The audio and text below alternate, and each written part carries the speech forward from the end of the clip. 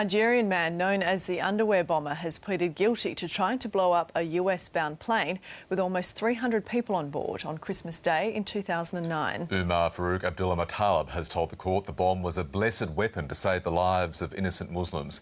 Craig McMurtry is the ABC's North America correspondent and he joins us now from Washington. Craig, good morning. No great surprise to many that this man has pleaded guilty.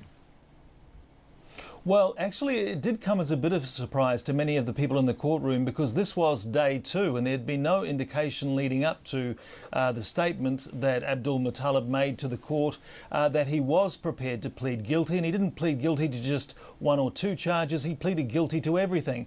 He read out a 6-minute statement. People who were in the court say he appeared very calm. He acted against the advice of his lawyer. Later, the lawyer, talking to reporters outside, said he had advised the 25-year-old Nigerian not to do this, and as you've described, he said some fairly controversial things in his statement, that indeed the chemical bomb that he admitted to carrying in his underwear was a blessed weapon to save the lives of innocent Muslims, and as to why he had done it, he said, quote, "I intended to wreck a US aircraft for the US wreckage of Muslim lands and property." He answered questions from the judge. Witnesses to the attack who were on that Detroit passenger jet, a Northwest airline flight on Christmas 2009. So they were greatly relieved in a sense that he had pleaded guilty, but they spoke about the shock of that event.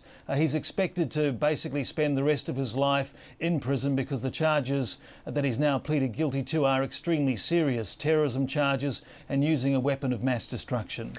And also in Washington, Craig, US authorities are ramping up pressure on Iran following the uncovering yesterday of the terror plot.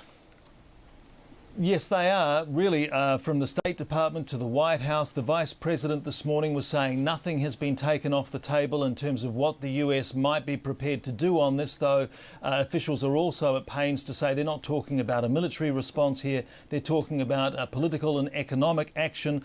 The White House has called it a flagrant violation of international law. One congressman, a Republican, has even gone so far as to describe it as an act of war. John Boehner, the House Republican Speaker, has said that Iran's feet should be held to the fire.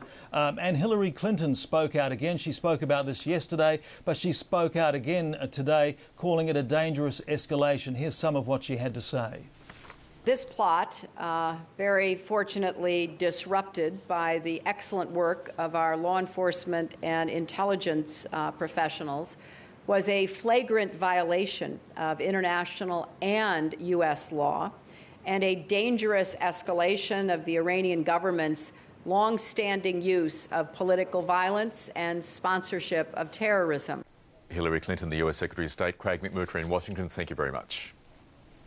Okay.